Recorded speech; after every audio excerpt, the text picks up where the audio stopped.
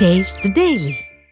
கடந்த 4 ஆண்டு கால திமுக ஆட்சியில் சட்டம் ஒழுங்கு சீர்குலைந்து தமிழகம் சின்னா பின்னமானதை தவிர மக்களுக்கான நலத்திட்டங்கள் எதையும் செயல்படுத்தவில்லை என பொதுமக்கள் குற்றம் சாட்டினர்.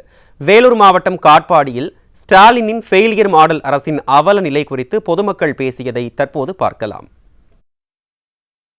கடந்த 4 வருடங்களாக திமுக ஆட்சியில் பார்த்தீங்கன்னா சட்டம் ஒழுங்கு ரொம்ப மோசமாக இருக்குது.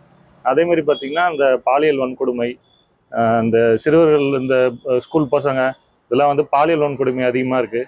இதை கட்டுப்படுத்துகிறாங்களா இல்லையா, இல்லை நடவடிக்கை எடுக்கிறாங்களா ஒன்றுமே தெரிய மாட்டேங்குது. அதேமாரி இந்த சாலை வசதிகள் அந்த மாதிரி ஒரு மேம்பாடும் இல்லை. இந்த 4 வருட திமுக ஆட்சி வந்து பார்த்தீங்க அப்படின்னா அவங்க நலத்திட்டத்தை விட கொடுத்த இன்னல் தான் வந்து அதிகம். சொத்து வரி உயர்வு, தொழில் வரி உயர்வு, மின்சார கட்டணம் உயர்வு, மாதம் ஒரு முறை மின்கட்டணம் வந்து மாற்றி அமைக்கணும்னு சொன்னாங்க. ஆனால் வந்து அது செய்யவே இல்லை. மின்கட்டணம் மட்டும் தான் தொடர்ந்து உயர்த்திட்டே இருக்காங்க. விடியல் பயணம் சொல்லிட்டு சாதாரண விடியல் பயணத்தை வந்து இலவசமாக கொடுத்துட்டு நெடுதூர பயணத்தை வந்து பார்த்தாச்சுன்னா அதிகபட்சமாக கட்டணம் வசூலிக்கிறாங்க. இப்போ 4 ஆண்டு கால திமுக ஆட்சி எப்படி இருந்ததுன்னு பார்க்கும்போது பார்த்தீங்கன்னா ஒரு திருப்திகரமான ஆட்சியே இல்லை. ஏன்னு சொல்ல பார்த்தீங்கன்னா சட்ட ஒழுங்கை பற்றி ஆல்ரெடி யாராவது நியூஸ் எல்லாத்தையும் பார்க்கும்போது உங்களுக்கே தெரியும்.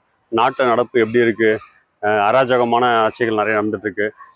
பசங்களும் பார்த்தீங்கன்னா ஸ்கூல் பசங்களுக்கு பாதுகாப்பு இல்லை. பெண்களுக்கு பார்த்தீங்கன்னா நிறைய பாலியல் வன்கொடுமைகள் நடந்துகிட்ருக்கு.